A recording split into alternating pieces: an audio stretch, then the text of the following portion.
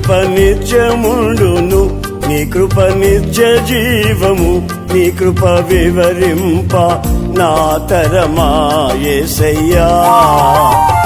నీ కృప నిత్యముండును, నీ కృప నిత్య జీవము, నీ కృప వివరింప నా తరమా యేసయ్యా. నీతిమంతుల గుడారాలలో వినబడుచున్నది రక్షణ సంగీత సునాదము. నీతిమంతుల గుడారాలలో వినబడుచున్నది రక్షణ సంగీత సునాదము. నీ కృప నిత్యముండును, నీ కృప నిత్య జీవము, నీ కృప వివరింప నా తరమా యేసయ్యా. మహిమ కలుగును గాక. మన ప్రభును ప్రియరక్షకును అయిన యేసు ప్రభు యొక్క నామంలో దేవుని సన్నిధికి కూడా వచ్చిన మీ అందరికీ కూడా పేరు పేరు వరుసన నా వందనాలు చెల్లిస్తున్నాను. ప్రార్థన చేసుకున్నాం. మహాగణుడా, మహోన్నతుడా, సర్వోన్నతుడా, సర్వశక్తివంతుడా, నీకే స్తోత్రాలు ప్రభా. ఆకాశం నా సింహాసనం, భూమిని నా పాదపీఠం ఉన్నావు. ఇదిగో ప్రభా, మమ్మల్ని సజీవ లెక్కలో ఉంచి నీ పాదాల దగ్గరికి తీసుకుని వచ్చావు ప్రభా, నీకే స్తోత్రాలు. సజీవులు సజీవులే కదా నిన్ను స్తుతించేది, మనం నిన్ను స్తుతించున్నాను ప్రభా. In the mighty name of Jesus, in the mighty power of Jesus. రవర్షిక్లో రిషందర రికందర కొనియ రాషికందర కొనిమర రషందర హల్లెలూయా. రౌషల రాశికరమైతున్న బ్రౌసి జీసస్ ఈ Calvary. In the mighty power of Jesus, in the mighty blood of Jesus, in the precious name of Jesus. మేము లేఖనాన్ని మేము ధ్యానిస్తూ ఉంటుండగా వినగలిగిన చెవి, గ్రహించగలిగిన హృదయం, ఒప్పింపగలిగిన ఆత్మను, సమ్మతి కలిగిన మనస్సును దయచేసి వినినటువంటి వాక్యాన్ని వ్యర్థంగా విడిచిపెట్టక ప్రభా, మా జీవితాల్లో వాక్యానుసారమైన జీవితం నాకును మాకును దయచేయమని త్వరగా రానైన యేసు ప్రభు యొక్క శక్తి కలిగిన నామంలో ప్రార్థించి పొంది ఉన్నాము తండ్రి. ఆమేన్. దేవుని పరిశుద్ధ నామానికి మహిమ కలుగును గాక. ఆయన మనల్ని ప్రేమించి సజీవ లెక్కలో ఉంచి ఈ దినము చూడనటువంటి వారు ఎంతోమంది ఉన్నారు. ఈ దినము చూడటానికి ఆయన కృపించినందుకు ఆయన స్తోత్రాలు చెల్లిస్తున్నాను.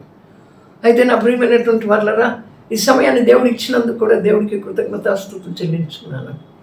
అయితే మనం అందరం కూడా చాలా మరి సమస్యలతో, ఇబ్బందులతో, ఇరుకులతో, కష్టాలతో దేవుని సన్నిధికి వస్తూ ఉంటాం.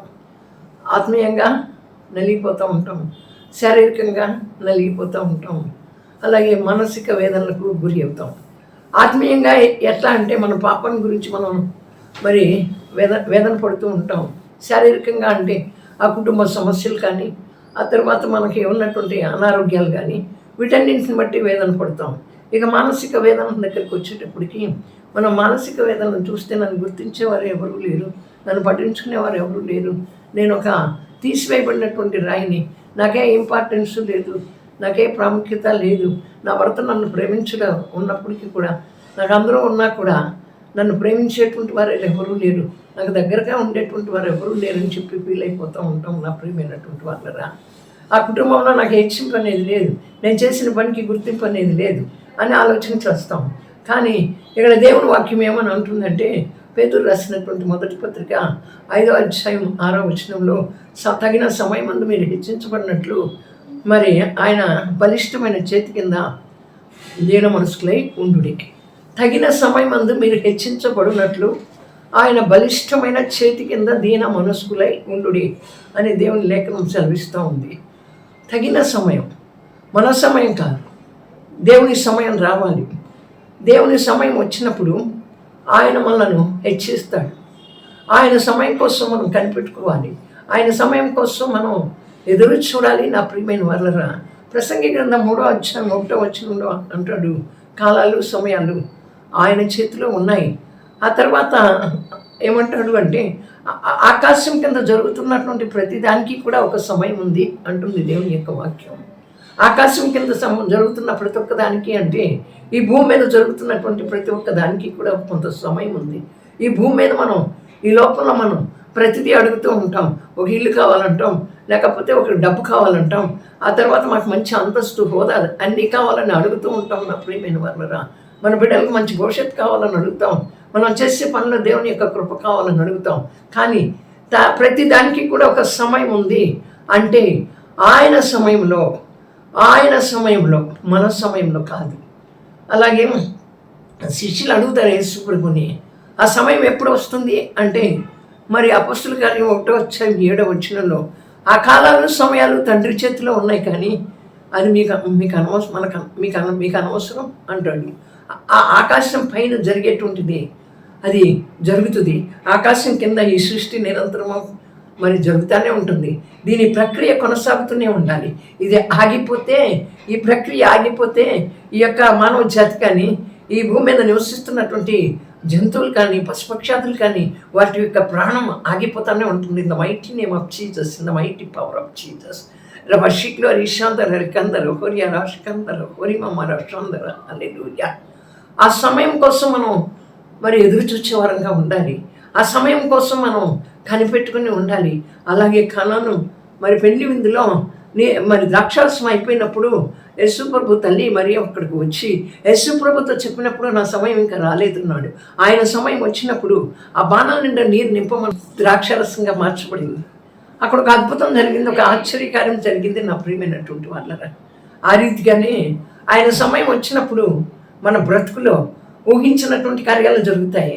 ఊహకందని కార్యాలు చేసేటువంటి వాడు మన దేవుడు, గొప్ప దేవుడు. ఆయన సమయం కోసం మనం నిరీక్షిస్తే, ఆయన సమయం కోసం మనం ఎదురు చూస్తే, మన ఓర్పుతో ఓపికతో కనిపెట్టి ఉంటే నా ప్రియమైన వాళ్ళరా, ఆ రీతిగా దేవుడు చేసేటువంటి వాడుగా ఉంటాడు. ఇక్కడ మనం ఎస్తేరు గ్రంథంలో చూసినప్పుడు మొర్దుకై హామాను కనపడతారు. హామాను మంత్రిగా ఉన్నాడు, మొర్దుకై యూదులు. ఆ మొర్దుకైని యూదా జాతి వారిని అందరినీ కూడా చంపేయాలని ఒక రాజాజ్ఞ పంపించబడింది. ఒక రాజుగారి దగ్గర నుంచి ఒక శాసనం తయారు చేయబడింది నా ప్రియమైన వాళ్ళరా. ఆ మొర్దుకై మరి మరణించాలి, యూదులందరూ కూడా మరణించాలి. అయితే రాజుగారు ఒక రాత్రి నిద్ర పట్టగా, ఇప్పుడు రాజుగారి యొక్క పరిపాలనలో జరుగుతున్నటువంటి కార్యాలన్నింటినీ కూడా ఒక బుక్లో రాసుకుంటారు, లేకపోతే ఒక గ్రంథంలో రాసుకుంటారు ప్రతిదినం కూడా. అది తెప్పించుకుని ఆయన చదువుతూ ఉండగా ఇక్కడ ఉన్నటువంటి ఆ యొక్క గేట్ల దగ్గర ఉన్నటువంటి కాపలాదారులు అందరూ కలిపి రాజుగారి మీద ఒక కుట్ర పన్నారు. ఆ కుట్ర ఏంటి అంటే ఆయన చంపించేయాలని కుట్ర పన్నారు.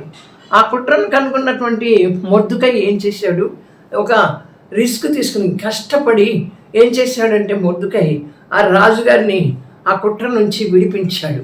అంటే రాజుగారు మరణాన్ని నుంచి తప్పించబడ్డారు. అది అక్కడ రాయబడి ఉన్నది నా ప్రియమైనటువంటి వాళ్ళరా. అక్కడ రాయబడి ఉన్నప్పుడు ఆ రాజుగారు అది చూసి, మరి మొర్దుకైకి మనం బహుమానం ఇచ్చామా అని చెప్పి వారిని అడిగినప్పుడు, మరి మరుసటి దినాన మొర్దుకైకి బహుమానం ఇవ్వాలా. కానీ ఇక్కడ చూస్తే ఒక రాజాజ్ఞ తయారు చేయబడింది. ఎలాగా మొర్దుకై చంపించబడాలి, యూదా జాతి వారందరూ కూడా చంపబడాలి అని ఒక శాసనం తయారు చేశారు. కానీ ఇక్కడ చూస్తే రాజు ప్రాణాన్ని కాపాడినటువంటి మొర్దుకైకి ఒక ఘనత అనేటువంటిది దక్కింది, ఒక హెచ్చింపు అనేటువంటిది దక్కింది నా ప్రియమైన వాళ్ళరా. ఆయన గనక అప్పుడే బహుమానం ఇచ్చి ఉంటే, ఇక్కడ ఈ రాజుగారి చేత చేయించినటువంటి శాసనంలో ఇక్కడ మొర్దుకై చనిపోయేవాడు, యూదా ప్రజలందరూ కూడా చనిపోయేవారు నా ప్రియమైన వాళ్ళరా. కనుక తగిన సమయంలో ఇక్కడ మొర్దుకైని హెచ్చించాడు దేవుడు. అక్కడ మొర్దుకైని హెచ్చించాడు. ఎలా హెచ్చించాడు మొర్దుకైని? రాజుగారితో ఆ నిద్ర పట్టకుండా చేసి ఆ యొక్క పుస్తకాన్ని తీసుకొని వచ్చి దానిలో ఉన్నదంతా కూడా చదివేటట్లు చేసి, మరి ఆ తగిన సమయంలో అక్కడ మొర్దుకైని హెచ్చించారు నా ప్రియమైన వాళ్ళరా. అలాగే మనలను కూడా దేవుడు హెచ్చిస్తాడు తగిన సమయంలో. ఏ సమయంలో ఏది చెయ్యాలో, ఏ సమయంలో మనం ఎలా తప్పించబడాలో, ఏ సమయంలో మనకి కావాలో, అది ఏదైనప్పటికీ కూడా, ఏ టైం అయినప్పటికీ మనం అనుకుంటాం ఇంకా ముసలివారం అయిపోయినాక ఇస్తాడా దేవుడు. మనం యవన కాలంలో మనం ప్రార్థన చేస్తూ ఉన్నాం, మేము ముసలి వాళ్ళని అయిపోయిన తర్వాత ఇస్తారా? మన కుటుంబాల్లో రక్షణ లేనటువంటి వారు ఎంతోమంది ఉన్నారు. నేను ఎంత ప్రార్థన చేస్తున్నానో రక్షణ కలగట్లేదు అనుకుంటున్నాం, వారు రక్షణ పొందుకోవట్లేదు అనుకుంటున్నాం. కానీ ఏ సమయంలో ఏది చేయాలో, నిన్ను ధనవంతులుగా చేయాలన్నా, నిన్ను భాగ్యవంతులుగా చేయాలన్నా, నిన్ను తెలివిగలవాడిగా చేయాలన్నా, నిన్ను జ్ఞానవంతుడిగా చేయాలన్నా, ఏ సమయం లేకపోతే నీకు మరణశిక్షను తప్పించాలన్నా, దేవుడు ఏ సమయంలో చేయాలో ఆ సమయంలో చేస్తాడు. ఆ సమయం వరకు మనం ఎలా ఉండాలి అంటే నా ప్రియమైనటువంటి వాళ్ళరా, ఓపికతో ఓర్పుతో ఉండాలి. అవును నా ప్రియమైన వాళ్ళరా.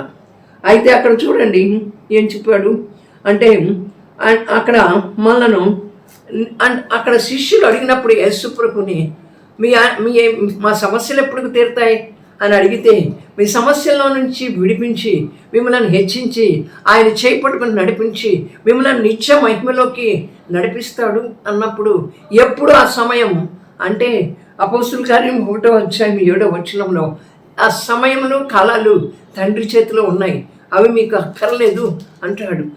అందుకే కదా ఇక్కడ అన్నాడు తగిన సమయం అన్నాడు, తగిన సమయం అని చెప్పాడు. అందుకనే సమయాలు కాలాలు తండ్రి చేతిలో ఉన్నాయి కాబట్టి ఆ సమయం గురించి మీకు అక్కర్లేదు అని చెప్తున్నాడు యేసు ప్రభు శిష్యులతో. నా ప్రియమైన వాళ్ళరా, కనుక మనం ఎలా చేస్తున్నాం అయితే నా ఏ కార్యం ఎలా చేస్తాడో, మన బ్రతుకులో ఏ కార్యం ఎలా చేస్తాడో కన్ను మూసుకొని తెరిచే లోపల ఒక గొప్ప కార్యాన్ని చేసే దేవుడు, ఒక అద్భుతాన్ని చేసేటువంటి దేవుడు.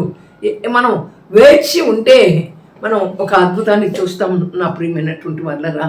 అవును, అయితే చూడండి మనకి నిరీక్షణ ఉండాలి.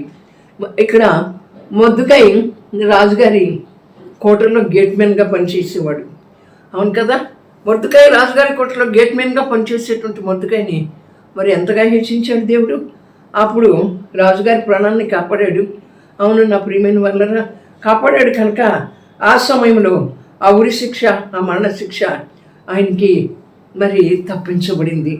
ఆ తర్వాత చూసినట్లయితే మనం మరి దేవుడు మనల్ని ఎప్పుడు గుర్తిస్తాడు, దేవుడు మనలను ఏ సమయంలో గుర్తిస్తాడు, ఆయన సమయంలోనే మనలను గుర్తించేటువంటి వాడుగా ఉంటాడు. మనుషుల వైపు కాక మనం ఎవరి వైపు చూడాలి? దేవుని వైపు చూడాలి. దేవుని వైపు విశ్వాసంతో చూడాలి. మనుషులను బట్టి చేయొద్దు మనం ఏది కూడా. అది కొలసీలకు రాసిన పత్రిక 3వ అధ్యాయము 23-24 వచనాల్లో చెప్తుంది. ఏమనంటే, నేను మనుషుల కోసం చేస్తే మనకు ప్రతిఫలం రాదు, దేవుని కోసం చేస్తే మనకు ప్రతిఫలం వస్తుంది. మనం ఏది చేసినప్పుడు కానీ మనుషులు మనల్ని మెచ్చుకుంటారని, మనల్ని పొగుడుతారని, మనుషులు మనకి ఘనతిస్తారని చేయొద్దు. మనం దేవుని దగ్గర నుంచి ఘనతను పొందుకోవటానికి, దేవుని దగ్గర నుంచి ఒక మెప్పుకోలను పొందుకోవటానికి మనం చేయవలసినటువంటి వరంగా ఉంటున్నాం అని అక్కడ రాయబడి ఉంది. నా ప్రియమైనటువంటి వాళ్ళరా, గల్తీలకు రాసిన పత్రిక 6వ అధ్యాయం 9వ వచనంలో మీరు చేయటి యందు విసుకక ఉండుడి, తగిన కాలంలో మీరు పంటను కోస్తారు. అక్కడ కూడా తగిన కాలంలో, ఏ కాలంలో మనం పంటను కోసుకుంటాము అంటే మనం మేలు చేయటి యందు విసుకక ఉన్నట్లయితే ఆ కాలంలో మనం పంటను కోసుకునేటువంటి వరంగా ఉంటాం. తర్వాత హెచ్చిస్తాడు. రెండోదిగా చూస్తే మరి తగిన సమయం మొదటిది, రెండోదిగా చూస్తే హెచ్చించడం. మనల్ని ప్రజలు ఎంత తృణీకరంగా చూస్తారో, మనల్ని ప్రజలు ఎంత చిత్కారంగా చూస్తారో, మనల్ని ప్రజలు ఎంత అవమానపరుస్తారో, మనల్ని ప్రజలు ఎంత తక్కువ చేసి మాట్లాడతారో, మనల్ని ప్రజలు ఎంత నిందిస్తారో, ప్రజలే కాదు కుటుంబ సభ్యులు ఎవరైనప్పటికీ కూడా మనల్ని తీసివేసి మనల్ని పక్కన పెట్టి వీరికి ఏమీ చేత కాదు అని మనల్ని నిందించి అవమానించి మనలను చిత్కారంతో మాట్లాడుతున్నప్పుడల్లా దేవుడు ఏం చేస్తాడు? మన పక్కన ఉంటాడు. దేవుడు మన ప్రక్క నుండి తప్పనిసరిగా మనం ఎప్పుడు కూడా మరి ఆ యొక్క చిత్కారాలను పొందుకున్నట్లయితే, ఆ యొక్క ఘనహీనతను పొందుకున్నట్లయితే, ఆ నిందలో అవమానాలను పొందుకున్నట్లయితే దేవుడు మన పక్కన ఉండి మనతో ఉండి మనలను నడిపించేటువంటి దేవుడిగా ఉంటాడు. నా ప్రియమైనటువంటి వాళ్ళరా, చిన్న చూపు చూస్తారు. ఈ లోకం ఏముందండి? ఈ లోకంలో నేత్రాశ, శరీరాశ, జీవపుడంబం, వీటన్నిటిని పట్టి మరి ఏం చేస్తారు ప్రజలు? మనల్ని చిన్న చూపు చూసేటువంటి వారుగా ఉంటారు. వీరికి ఏం తెలియలేదు, వీరికి ఏం జ్ఞానం లేదు, వీరి దగ్గర డబ్బు లేదు, ఈ డబ్బంతా కూడా వ్యర్థం చేస్తారు, డబ్బంతా కూడా తింటారు అని చెప్పి చాలా చిన్న చూపు చూస్తారు. ఆ చిన్న చూపు ఎప్పుడైతే చూడబడతామో, ఎప్పుడైతే చిత్కారాలను ఎదుర్కొంటామో, ఎప్పుడైతే అవమానాలను ఎదుర్కొంటామో అప్పుడు దేవుడు మనతో ఉంటాడు, మన చేయి పట్టుకుని నడిపిస్తాడు. నా ప్రియమైనటువంటి వాళ్ళరా, దేవుడు హెచ్చిస్తాడు. అవును నా ప్రియమైనటువంటి వాళ్ళరా, మనం చూస్తే ఇక్కడ మనం చూసినప్పుడు దేవుడు మనం హెచ్చించే విధానం చూసి మనల్ని ప్రేమించేటువంటి దేవుడిగా ఉంటాడు. నా ప్రియమైనటువంటి వాళ్ళరా, ఇక్కడ చూస్తే ఎల్కానాకి 2 భార్యలు ఉన్నారు, అన్న, పెనిన్న. ఎల్కానా అన్నాని బాగా ప్రేమించాడు, పెనిన్నాన్ని బాగా ప్రేమించలా. అంటే ఎల్కానా పెనిన్నాను ప్రేమించలేని పరిస్థితిని బట్టి, తన స్థితిని బట్టి, తన గతిని బట్టి తను దేవుని దగ్గర కన్నీరు కార్చింది. దేవుని సన్నిధిలో ఆమె గర్భం తెరవబడింది, గర్భఫలం అనుగ్రహించబడింది. అన్న మరి అన్నాన్ని ప్రేమించాడు. తన భర్త ప్రేమించిన ఆ వ్యక్తికి, భార్యకి దేవుడు గర్భఫలం ఇవ్వలా. దేవుడు ప్రేమించినటువంటి ఆ భార్యకి దేవుడు గర్భఫలాన్ని ఇచ్చాడు. వారిద్దరూ అనుకుని ఉంటారు, ఆమెకి లేరు నాకు లేరని. ఎప్పుడైతే ఆ పెనిన్నా యొక్క గర్భం తెరవబడిందో అప్పుడేం చేసింది అన్న? దుఃఖముఖి అయి మరి దేవుని సన్నిధిలో కూర్చుని ప్రార్థన చేసింది. నా ప్రియమైనటువంటి వాళ్ళరా, అవును, ప్రజలు ఎంత ఎక్కువగా తృణీకరిస్తే అంత ఎక్కువగా దేవుడు మనతో ఉంటాడు. ఆ తృణీకర భావాలు, ఆ నిరసన మాటలు, ఆ ఎదుర్కొనేటువంటి విషయాల్లో మనం కనుక అనుభవిస్తే ఎంత మనల్ని బుద్ధిహీనంగా, మనల్ని తెలివి తక్కువ వారుగా, మనల్ని ఏమి చేతకానటువంటి వారుగా ఎంతగా తృణీకరిస్తారో అప్పుడు దేవుడు మనతో ఉండి మనను నడిపిస్తూ ఉంటాడు. నా ప్రియమైనటువంటి వాళ్ళరా, ఎంత తృణీకరించబడితే అంత మంచిది. యోసేపుకి ఎలా తోడైనాడు? అన్నదమ్ములు అందరూ తృణీకరించారు, తల్లిదండ్రులు కోపపడ్డారు, కానీ యోసేపుకు తోడైండి దేవుడు ఎక్కడికి హెచ్చించాడు? ఆ యొక్క రాజ్యంలో మరి ఆహార శాఖ మంత్రిగా చేశాడు. చూడండి, అతను ఎంత చీత్కారం ఎదుర్కొన్నప్పటికీ. అలాగే మనం కూడా ఎన్నో ఎదిరింపులు, ఎన్నో చేదరింపులు, ఎన్నో బలహీనమైనటువంటి మనల్ని బలహీనపరిచేటువంటి మాటలు ఎదుర్కొంటూ ఉంటాం. ఆ మాటలు, నోటి మాట వల్ల కలుగు నొప్పి ఎంతో ఉంటుంది. ప్రేమించరు, ఒకరినొకరు ప్రేమించుకోరు. అది ఏమి ప్రేమ? అది ఏమి ప్రేమో అర్థం కాదు. భార్యాభర్తల మధ్యలో కూడా ఒకవేళ భర్త యొక్క మరి బలహీనత నుంచి భార్య ప్రేమించదు, చేత్కరించి తోసేస్తారు. కానీ ఆ భర్తతో దేవుడు తోడై ఉంటాడు. ఒకవేళ భార్యకి బలహీనత ఉంటే భర్త కూడా అలాగే ఆ భార్యకి కూడా ఎప్పుడైతే ఎంత చిత్కారం చేస్తారో అప్పుడు అంతగా దేవుడు తోడై ఉంటాడు. నా ప్రియమైనటువంటి వాళ్ళరా, అంతేకాకుండా మూడోదిగా చూస్తే ఆ బలిష్టమైన చేతి కింద ఆ చెయ్యి బలిష్టమైనటువంటిది. అంటే ఆయన యొక్క అధికారం కిందకి రావాలి, ఆయన యొక్క ఆధిపత్యం కిందకి రావాలి. మనల్ని మనం ఆయనకి అప్పచెప్పుకోవాలి. నా ప్రియమైన వాళ్ళరా, మన ప్రతిదాన్ని కూడా ఆయనకి అప్పచెప్పాలి. మన సమస్యలు ఏంటి, మన యొక్క భక్తి జీవితం ఏంటి, మన కుటుంబం ఏంటి, మన బిడ్డలేంటి, అందరినీ కూడా ఆయనకి అప్పచెప్పాలి. ఆధిపత్యం కిందకి రావటము అంటే, అధికారం కిందకి రావటము అంటే ఆయనకు అప్పచెప్పేటువంటి వరంగా ఉండాలి. మనం ఆయనకు అప్పచెప్పాము. మన తెలివి, మన జ్ఞానం, మన బలము, మన శక్తి, మన ధన సంపద, మన భుజబలం, మన బంధుబలగం, వీటినన్నింటినీ చూసుకుంటాం. కానీ మన ప్రతి సమస్యని, ప్రతి ఒక్క బాధని, ప్రతి ఒక్క కష్టాన్ని, మన యొక్క కుటుంబాన్ని, మనం చేస్తున్న ప్రతి పనిని కూడా ఆయనకు అప్పచెప్పాలి. ఎప్పుడు అప్పచెప్తావు? నీలో విశ్వాసం, నమ్మకం ఉంటే, ప్రభా నువ్వు చూసుకో, నేనేం చేయలేను, నీ సన్నిధికి వచ్చాను ప్రభా, వడ్డిదాన్ని మట్టిదాన్ని, ఖాళీకుండా నువ్వు వట్టి పాత్రను ప్రభా, నువ్వు చెయ్యి ప్రభా అని చెప్పి ఆయనకు అప్పచెప్పినట్లయితే ఆయన సమస్తాన్ని చేయగలడు. నా ప్రియమైనటువంటి వాళ్ళరా, మరి గాఢాంధకారపులో ఇలా సంచరించిన అపాయమునకు నేను భయపడను, నీ దుటికర్రా నీ దండం నన్ను ఆదరించును. ఆ గొర్రెల కాపరి కదా మన యేసయ్య, మనల్ని కాస్తున్న కాపరి కదా. ఆ దుడ్డుకర్ర మన మీదకి శత్రువులని రానివ్వకుండా ఆ దుడ్డుకర్ర ఎప్పుడు కూడా ఆదుకుంటుంది. ఆ దండం ఎప్పుడు కూడా, మనం ఎప్పుడైతే క్రమం తప్పి నడుస్తూ ఉంటామో, మనం దేవుల్లో క్రమశిక్షణ లేకుండా బ్రతుకుతామో, అప్పుడు మనల్ని సరిచేయటానికి ఆయన కోపించుతూనే వాత్సల్యం చూపిస్తాడంట. ఆయన కోపించుతానే వాత్సల్యాన్ని చూపించేటువంటి దేవుడిగా ఉంటాడు. ఆ దండం మనల్ని సరిచేస్తూ ఉంటుంది. నా ప్రియమైనటువంటి వాళ్ళరా, కనుక మరి ఇలాగ మనం దేవుని యొక్క వాక్యంలో చూస్తే, మొదటి సమూయేలు 7:13 చూస్తే, సమూయేలు యొక్క ప్రార్థన ఆ దేశానికి ప్రకారంగా ఉంది. ఆ దేశం మీదకి శత్రువులు వచ్చినప్పుడు ఆ శత్రువులు ఏమి చేయలేకుండా ఆయన చేసినటువంటి ప్రార్థన ప్రకారంగా ఉంది. మనం చూసుకుంటే మన ప్రార్థన మన కుటుంబానికి ప్రకారంగా ఉంది. నే ప్రార్థన చేసి అని చెప్పడంలో అది తప్పు. మన ప్రార్థన ప్రకారంగా మన భర్తకి, మన బిడ్డలకి, మన కుటుంబానికి, మన ఆరోగ్యానికి, మన కలిగిన సమస్తానికి కూడా, మన మీదకి ఏ శత్రువు కూడా రాకుండా మరి ప్రకారంగా ఉండాలి. అవును నా ప్రియమైన వాళ్ళరా, అప్పుడు మన ప్రార్థన మన బిడ్డలకి కాపుదలుగా ఉంటుంది, మన భర్తకి కాపుదలుగా ఉంటుంది, మన సమస్తానికి కాపుదలుగా ఉంటుంది. ఆ తర్వాత దీన మనస్సు అంటే దేవుని దగ్గరకు వస్తాం. ప్రభా, ఈ వ్యక్తి నన్ను చాలా బాధపడుతున్నాడు ప్రభా, ఆ వ్యక్తిని నీకే అప్పచెప్తున్నాను ప్రభా అని చెప్పి అప్పచెప్తాం. కానీ అప్పచెప్పిన తర్వాత కూడా ఏం చేస్తామంటే దేవుని సన్నిధిలోకి వచ్చి ప్రార్థన చేస్తాం. ఆయన మనస్సు మార్చు ప్రభా, వారి మనస్సును మార్చు ప్రభా అని ప్రార్థన చేస్తాం. కానీ మళ్ళీ దేవుని సన్నిధిలో నుంచి బయటకు వచ్చిన తర్వాత ఎన్నో మాటలు మాట్లాడతాం. అవును నా ప్రియమైన వాళ్ళరా, ఆ మాటలు అలా మాట్లాడొద్దు. నీ శత్రువుని మరి పాదపీఠంగా చేసేంత వరకు నువ్వు నా కుడిపార్శ్వాన కూర్చుని ఉండు అంటుంది దేవుని యొక్క వాక్యం. ఆయన కుడిపార్శ్వాన మనం కూర్చుని ఉండాలంట. అంటే ఆయనతో సహవాసం చెయ్యాలి. ఆయనకు అప్పచెప్పిన తర్వాత మన నోటిని తెరిస్తే మనం కార్యాన్ని చూడలేము. వీళ్ళు రక్షింపబడలేదనో, లేకపోతే వీరికి క్రమశిక్షణ లేదనో, వీళ్ళలో ప్రార్థనాత్మ లేదనో, వీళ్ళు విసిగిస్తున్నారేనో, ప్రభువా నువ్వు సహాయం చేయి అని చెప్పి ప్రార్థన చేసి ఏం చేస్తామంటే మనం సమయం వచ్చినప్పుడు బాగానే మాట్లాడతాం.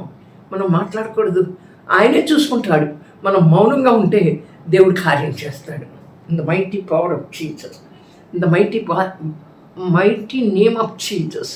నా సమస్య ఇది ప్రభా, నా బాధ ఇది ప్రభా, నా యొక్క మరి అన్యాయం ఇది ప్రభా అని చెప్పి దేవుని సన్నిధిలో మొరపెట్టినట్టయితే దేవుడు ఏం చేస్తాడు నా ప్రియమైన వారిలా? దేవుడు మనకు ఆశ్రయంగా ఉంటాడు. దేవుడు ఆయన వైపు మనం చూసినట్లయితే మన శత్రువుని మనకు పాదపీఠంగా చేసేటువంటి వాడుగా, పాదపీఠంగా చేసేంత వరకు దేవుడు ఆయన కుడిపార్శ్వాన కూర్చుని ఉన్నామని చెప్తూ ఉన్నాడు. అంటే ప్రార్థించాలి, మనం ప్రార్థన చేయాలి. ఆ వ్యక్తిని మార్చు ప్రభు, ఆ వ్యక్తిని మార్చు ప్రభు. ఆ వ్యక్తిలో ఉన్న బలహీనతను పదాక ఎత్తెత్తి చూపిస్తే అది దేవుడికి ఇష్టమైన కార్యం కాదు. నాకు ఇంకా నువ్వే తీర్పు తీరుస్తున్నావు కదా. అవును. ఆ తర్వాత చూసినప్పుడు ఆ రీతిగా అనుభవించినటువంటి వారు మోషే, దానియేలు భక్తుడు, ఆ తర్వాత షడ్రక్, మేషక్, అబేద్నెగోలు, వీరందరూ కూడా ఆ రీతిగా దానిలో నుంచి దాటి వచ్చినటువంటి వారే. మనకు ఒక్కరికే కాదు, ఇది మనకి ఒక్కరికే కాదు నా ప్రియమైన వాళ్ళరా.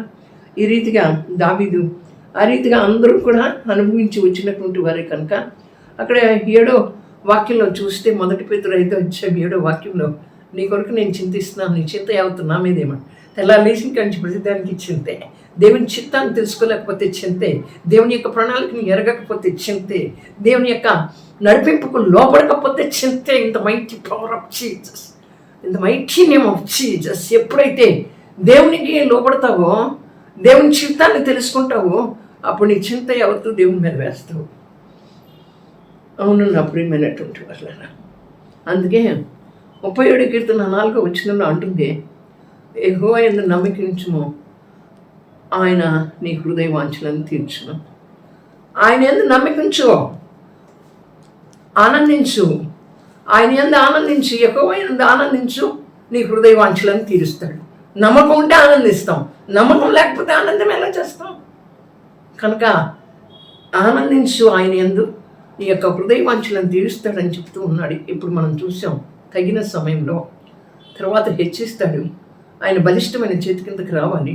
దీన మనస్సు కలిగి ఉండాలి, దీన మనస్సు కలిగి ఉండాలి. దీన మనస్సు లేకపోతే మనం ఏ ఒక్క వ్యక్తిలోనూ కూడా దేవుని ప్రేమను చూడలేము. దేవుని ప్రేమను చూడాలి అంటే మరి మనం దీన మనస్సు కలిగి ఉండాలి. ఆయన బలిష్టమైన చేతి కింద దాగి ఉండాలి. ఆయన అధికారానికి ఒప్పుకోవాలి. మనం హెచ్చించబడాలంటే ప్రజల చేత ఎప్పుడు తృణీకరించబడాలి, ఎప్పుడు నిశ్చేత నిచ్చులు అని చెప్పబడాలి. అప్పుడే మనం హెచ్చించబడతాం. అప్పుడే దేవుడు మనకు తోడుగా ఉంటాడు. ప్రతి సమయం, ప్రతిదానికి సమయం ఉంది. మనల్ని హెచ్చించడానికి కూడా ఒక సమయం ఉంది. ఆ సమయంలో దేవుడు హెచ్చిస్తాడు. ఈ వాక్యాన్ని మనందరి వినికిల్లో దేవుడు దీవించి ఆశీర్వదించి బలపడుతుంచేయగాక. ఆమేన్. మమ్మల్ని మిక్కిలి ఘనంగా ప్రేమిస్తున్న ప్రియ పరలోక తండ్రి, మీకే స్తోత్రాలు. Touch them in the mighty power of Jesus. Touch them in the mighty name of Jesus. I rebuke every darkness in the mighty blood of Jesus. I bind every sickness in the mighty power of Jesus. I bind every weakness in the mighty blood of Jesus. Ora vashi glory shandara rikandara koryara shikandara korimamara shandara. Hallelujah. Raushala rasikara maitandra bravosi Jesus sikanvari. Lebrarisha lodirisha madarisha. Hallelujah. In the mighty name of Jesus. In the mighty power of Jesus. మేము వినినటువంటి వాక్యాన్ని ప్రభు వ్యర్థంగా విడిచిపెట్టగా మా జీవితాల్లో వాక్యానుసారమైన జీవితం మాకు దయచేయండి ప్రభు. ప్రతి బలహీనతను సరి చేయండి ప్రభు, మీకే స్తోత్రాలు. మా మానసిక రుగ్మతలను, శారీరక బలహీనతలను సరి చేయండి ప్రభు, మీకే వందనాలు. ఇదిగో నా తండ్రి, మీకే స్తోత్రాలు చెల్లిస్తున్నాను ప్రభు. నాయనా మీకే వందనాలు. ప్రార్థనాత్మతో నింపండి, కొత్త లేని అభిషేకంతో ప్రతి ఒక్కరిని నింపండి ప్రభు, మీకే స్తోత్రాలు. ప్రతి రోగాన్ని కూడా బలహీనపరచండి, ప్రతి వ్యాధిని కూడా బలహీనపరచండి ప్రభు, మీకే స్తోత్రాలు. అలాగే ప్రభు, యవనస్తులను జ్ఞాపకం చేసుకోండి, యవనస్తులు యొక్క నడుమును కట్టండి, ఫోను అడిక్షన్ నుంచి విడిపించండి ప్రభు, మీకే స్తోత్రాలు. యవన కాల్ప ప్రేమనంతా నీకు అర్పించి బిడ్డలుగా చేయండి. యవనస్తులైన సేవకులను జ్ఞాపకం చేసుకోండి, మంచి ఆరోగ్యాలు ఇచ్చి వారు చేస్తున్నటువంటి పరిచర్యలో మీ కృప తోడుగా ఉంచండి. ఎల్లప్పుడూ మీ కృప తోడుగా ఉంచి నడిపించినందుకై స్తోత్రాలు చెల్లిస్తున్నాను. వారి ప్రయాణంలో మీరున్నందుకై స్తోత్రాలు. వారి నోటి మాట ద్వారా అనేక ఆత్మలు రక్షించబడినట్లుగా సహాయం చేయండి. మా దేశాన్ని, మా రాష్ట్రాన్ని జ్ఞాపకం చేసుకుని అధికారులను జ్ఞాపకం చేసుకోండి ప్రభు, మీకే స్తోత్రాలు. వారి మనస్సులను తిప్పండి ప్రభు, మీకే వందనాలు. నా తండ్రి, మీకే స్తోత్రాలు చెల్లిస్తున్నాను. అలాగే అనాథులను, దిక్కుమాలను, దిక్కులేని వారిని జ్ఞాపకం చేసుకోండి. చేతబడి చిల్లంగి శక్తి లేక ప్రభావం మీ పరలోకము అగ్నితో కాల్చివేయండి ప్రభు, మీకే స్తోత్రాలు. మీ అగ్నితో కాల్చివేసి మీ గణనామానికి మేము తెచ్చుకోమని యేసయ్య దివ్య నామంలో ప్రార్థించుకుంది నామ తండ్రి, amen. Praise the lord, praise the lord. నీ కృప నిత్యముండును, నీ కృప నిత్య జీవము, నీ కృప వివరింప నా తరమా యేసయ్యా. నీ కృప నిత్యముండును, నీ కృప నిత్య జీవము, నీ కృప వివరింప నా తరమా యేసయ్యా. నీతిమంతుల గుడారాలలో వినబడుచున్నది రక్షణ సంగీత సునాదము. నీతిమంతుల గుడారాలలో వినబడుచున్నది రక్షణ సంగీత సునాదము. నీ కృప నిత్యముండును, నీ కృప నిత్య జీవము, నీ కృప వివరింప నా తరమా యేసయ్యా.